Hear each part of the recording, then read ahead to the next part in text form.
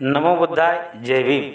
मित्र हो, मागील भागामध्ये आपण भगवान बुद्ध आणि त्यांचा धम्म तृतीय खंड भाग 5वा सधम्म म्हणजे काय यामधील जग हे धम्मराज्य बनविणे यामधील ग धम्माला सधम्म रूप प्राप्त व्हायला त्याने मैत्रीला उत्तेजन द्यायला हवे यामधील एक केवळ प्रज्ञा ही पुरेशी नसून तिच्या समवेत शीलही असले पाहिजे असे धम्म जेव्हा शिकवितो तेव्हा तो सधम्म रूप पावतो. याचे आपण वाचन श्रवण आणि मनन केले होते. त्याचप्रमाणे आजच्या भागामध्ये भगवान बुद्ध आणि त्यांचा धम्म तृतीय खंड भाग 5वा सधम्म म्हणजे काय यामधील जग हे धम्मराज्य बनविणे यामधील धम्माला सधम्म रूप प्राप्त व्हायला त्याने मैत्रीला उत्तेजन द्यायला हवे यामधीलच दोन धम्म जेव्हा प्रज्ञा आणि शील ह्याच्याशिवाय करुणेची आवश्यकता प्रतिपादतो तेव्हा तो सधम्म रूप पावतो. याचे वाचन श्रवण आणि मनन आपण करणार आहोत. व्हिडिओ शेवटपर्यंत पहा. दोन धम्म जेव्हा प्रज्ञा आणि शील ह्याच्याशिवाय करुणेची आवश्यकता प्रतिपादतो तेव्हाच तो सधम्म रूप पावतो. बुद्ध धम्माचे अधिष्ठान काय यासंबंधी काही अंशी मतभिन्नता आहे. प्रज्ञा हीच केवळ त्याच्या धम्माचे अधिष्ठान आहे, करुणा हीच त्याच्या धम्माचे अधिष्ठान आहे. या वादामुळे बुद्ध अनुयायात दोन शाखा उत्पन्न झाल्या. एक शाखा म्हणजे की प्रज्ञा हीच बुद्ध धम्माचे अधिष्ठान आहे आणि दुसरी शाखा म्हणजे की करुणा हीच बुद्ध धम्माचे अधिष्ठान आहे. या दोन्ही शाखा अद्यापही एकमेकापासून विभक्त झाल्या आहेत. भगवान बुद्धाच्या शब्दांची कसोटी या दोन्ही शाखांनी लावली असता त्या दोन्ही शाखा चुकीच्या वाटतात. प्रज्ञा ही बुद्ध धम्माचा एक आधारस्तंभ आहे, याबद्दल मतभेद नाही. वाद आहे तो हा की करुणा सुद्धा भगवान बुद्धाच्या धम्माची आधारस्तंभ आहे काय, करुणा हे त्यांच्या धम्माचे आधारस्तंभ आहे हे संशयातीत आहे. याचे समर्थन बुद्ध वचनानेच करता येईल. पूर्वी गांधार नावाच्या देशात एका भयानक रोगाने पछाडलेला एक वृद्ध भिक्खू होता. तो ज्या ज्या ठिकाणी उठत बसत असे ती जागा मलिन होई.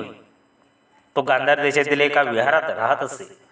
कोणीही त्याच्याजवळ जात नसे किंवा त्याला संकटात सहाय्य करीत नसे.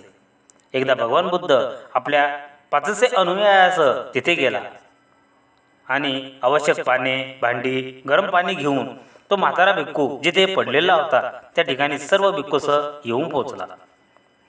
त्या जागेला एवढी दुर्गंध येत होती त्या सर्व भिक्खूंना त्या माणसासंबंधी घृणा वाटू लागली. परंतु तथागताने शुक्रदेवाला गरम पाणी ओतायला सांगून आपल्या स्वतःच्या हाताने त्या भिक्खूचे शरीर धुण्यास आणि त्याच्या रोगावर उपचार करण्यास प्रारंभ केला. असे म्हणतात की जेव्हा धरणीकंप झाला आणि ते स्थान एका दिव्य प्रकाशाने इतके भरून गेले की राजा त्याचे प्रधान देव आणि नाग लोक तिथे सत्वर धावत आले आणि भगवान बुद्धाची पूजा करू लागले. तथागताला उद्देशून त्यांनी विचारले, इतक्या थोर उदात्त महापुरुषाने असले घाणेरडे काम का करावे. यावर भगवान बुद्धाने आपल्या कृतीचे असे स्पष्टीकरण केले.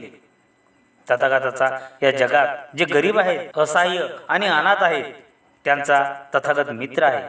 जे शारीरिक व्याधींनी पछाडलेले आहेत, मग ते श्रमण असोत अथवा इतर कोणीही असोत, त्यांची सेवा करण्यासाठी जे दरिद्री अरक्षित आणि वृद्ध आहेत त्यांना सहाय्य करण्यासाठी आहे आणि इतरांना आपल्यासारखेच करायला प्रेरणा देण्यासाठी तथागताचा जन्म आहे.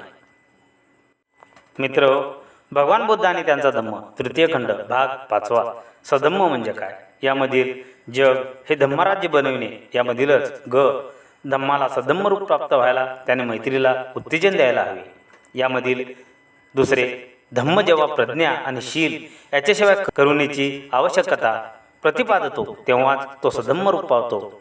याचे आपण वाचन श्रवण आणि मनन केले आहे. यानंतर भगवान बुद्ध आणि त्यांचा धम्म तृतीय खंड भाग 5वा सधम्म म्हणजे काय यामधील जग हे धम्मराज्य बनविणे यामधीलच ग धम्माला सधम्म रूप प्राप्त व्हायला त्याने मैत्रीला उत्तेजन द्यायला हवे यामधीलच 3 जेव्हा धम्म करुणेपेक्षाही मैत्रीचे महत्त्व अधिक प्रतिपादतो तेव्हा सधम्म रूप पावतो. याचे वाचन श्रवण आणि मनन आपण नेक्स्ट व्हिडिओमध्ये करणार आहोत, म्हणून नेक्स्ट व्हिडिओ अवश्य बघा. जय भीम, जय बुद्धाय.